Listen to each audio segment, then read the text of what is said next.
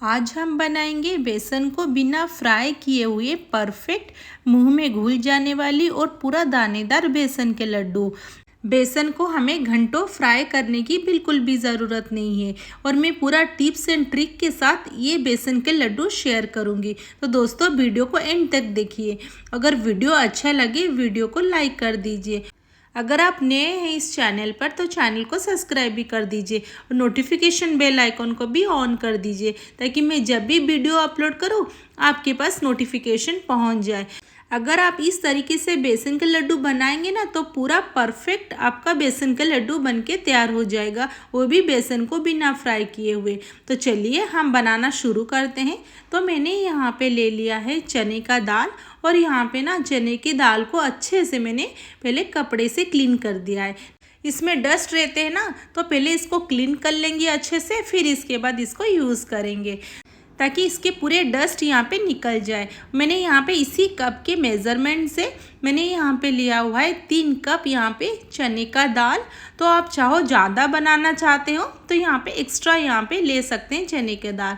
तो मैंने यहाँ पे कढ़ाई चढ़ा दिया है। यहाँ पे डालेंगे 1 कप यहाँ पे घी। तो यहाँ पे घी को थोड़ा पहले गर्म होने के लिए छोड़ देंगे। इसके बाद इसमें हम थोड़ा थोड़ा चने का दाल इसमें डालते जाएंगे और यहाँ पे अच्छे से उसको यहाँ पे फ्राई करेंगे।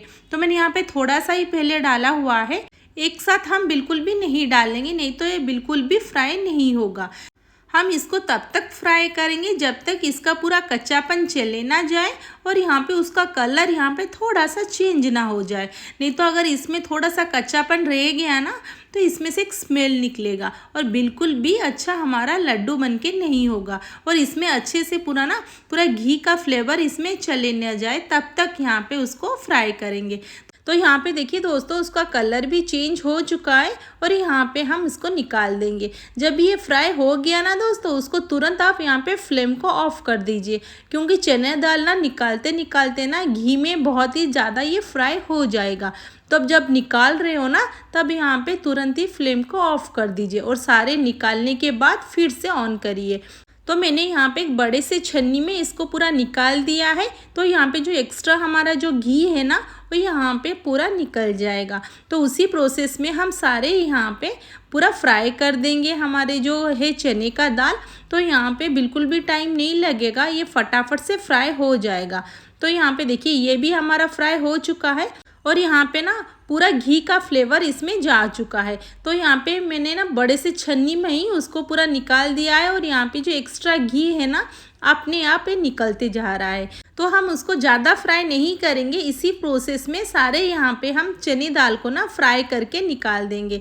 तो यहाँ पे सारे मैंने यहाँ पे चने की दाल को ना फ्राई कर दिया है और यहाँ पे लो फ्लेम में ही सारे चने की दाल को फ्राई करना है, बिल्कुल भी हाई फ्लेम यहाँ पे हम नहीं करेंगे। तो यहाँ पे देखिए दोस्तों मैंने सारे चने की दाल को ना एक साथ यहाँ पे मैंने पूरा रख दिया है। उसको छोड़ देंगे 5 मिनट के लिए ताकि यहाँ पे सारे यहाँ पे घी एक्स्ट्रा जो निकल जाए और यहाँ पे हमारा जो दाल है पूरा अच्छे से ठंडा हो जाए। तो यहाँ पे ज़्यादा टाइम नहीं लगेगा, फ़ैन के नीचे ही पूरा ये ठंडा हो जाएगा। तो मैंने यहाँ पे छू रही थी ना तो यहाँ पे बहुत ही ज़्यादा गर्म था तो मैंने इसको छोड़ दिया 5 मिनट के लिए। तो यहाँ पे देखिए कितना सारा घी यहाँ पे एक्स्ट्रा ना पूरा निकल गया है। तो यहाँ पे इसको ना हम निकाल देंगे वही कढ़ाई में जिसमें हमने जो फ्राई किया हुआ था ना उसी कढ़ाई में हम सारी घी यहाँ पे इसको ट्रांसफ़र कर देंगे। तो यहाँ पे और जितना भी घी बच जाए ना उसी में ही हम सारे यहाँ पे दूसरे प्रोसेस स्टार्ट करेंगे। तो यहाँ पे मैंने घी को पूरा निकाल दिया है, फिर से उसको रख दिया है उसी में ही थोड़ा सा ठंडा होने के लिए। तो यहाँ पे 5 मिनट के बाद यहाँ पे थोड़ा सा ठंडा हो चुका है दोस्तों। यहाँ पे थोड़ा सा लेंगे और यहाँ पे उसको पीस लेंगे। तो यहाँ पे ना हम ज़्यादा बिल्कुल भी नहीं लेंगे, थोड़ा थोड़ा करके यहाँ पे पीस लेंगे और यहाँ पे थोड़ा सा ना मिक्सी को रुक रुक के चलाएंगे ना तो अच्छे से यहाँ पे ये पाउडर हो जाएगा। तो यहाँ पे एक्स्ट्रा छोड़ देंगे और थोड़ा सा यहाँ पे ठंडा होने के लिए उसी में ही हम पूरा दूसरे प्रोसेस स्टार्ट करेंगे। तो यहाँ पे देखिए ये यहाँ पे हो गया है पाउडर और थोड़ा सा अगर दाना दाना रह जाए ना कोई बात नहीं, वो मुंह में ही जाते ही पूरा घुल जाएगा। तो यहाँ पे ये अच्छे से पाउडर हो चुका है और यहाँ पे सारे जो बनाएंगे ना हमारे चना दाल का पाउडर यहाँ पे डाल देंगे।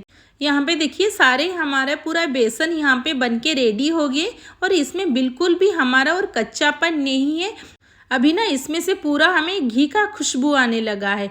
और यहाँ पे दोस्तों देखिए इसी टाइप का ना हमें यहाँ पे बेसन चाहिए। और ना ही मुझे घंटों फ्राई करने की ज़रूरत पड़ी और ना ही हमें इसका कलर चेंज होने के लिए ज़्यादा घी की भी ज़रूरत नहीं पड़ा। अभी भी यहाँ पे हमारा जो बेसन है ना यहाँ पे गरम है, तो यहाँ पे उसको पूरा अच्छे से मिक्स कर देंगे। जहीं पे एक थोड़ा बहुत यहाँ पे लम्स आ गया है ना, तो यहाँ पे पूरा मिक्स कर देंगे एक दूसरे से। तो यहाँ पे ये गरम है अभी भी, तो इसी टाइम में हम डाल देंगे कुटी हुई इलायची, तो इसका फ्लेवर बहुत ही अच्छा आएगा। तो 1-2 मिनट में ना ये आराम से ठंडा हो जाएगा। तो इसके बाद ये ठंडा होने के बाद इसमें हम डालेंगे 1 कप मैंने डाला हुआ है यहाँ पे शुगर पाउडर। तो आप इसके अकॉर्डिंग जितना भी आप मीठा खाते हो ना, कम या ज़्यादा कर सकते हो। यहाँ पे शुगर पाउडर डालने के बाद अच्छे से हम मिक्स कर देंगे शुगर और यहाँ पे बेसन को। तो यहाँ पे बिल्कुल ठंडा होने के बाद दोस्तों ना यहाँ पे शुगर को डालिए, नहीं तो यहाँ पे शुगर का पानी यहाँ पे निकलने लगेगा। तो यहाँ पे कढ़ाई में मैंने जो घी लिया था ना, उसको यहाँ पे गुनगुना गरम कर दिया है और यहाँ पे धीरे धीरे करके सारे घी को डालते जाएंगे। तो दोस्तों यहाँ पे एक ट्रिक बता रही हूँ, यहाँ पे जब घी डालेंगे ना उसको गरम करके लीजिए, बिल्कुल भी ठंडा घी इसमें यूज़ मत करिए। अगर गरम घी डालेंगे ना उसमें बहुत ही अच्छे से इसमें दाना दाना होके निकलेगा और बहुत ही अच्छे से उसमें बाइंडिंग भी आएगा। तो जब भी घी डाले ना उसको गुनगुना गरम करने के बाद फिर डालें।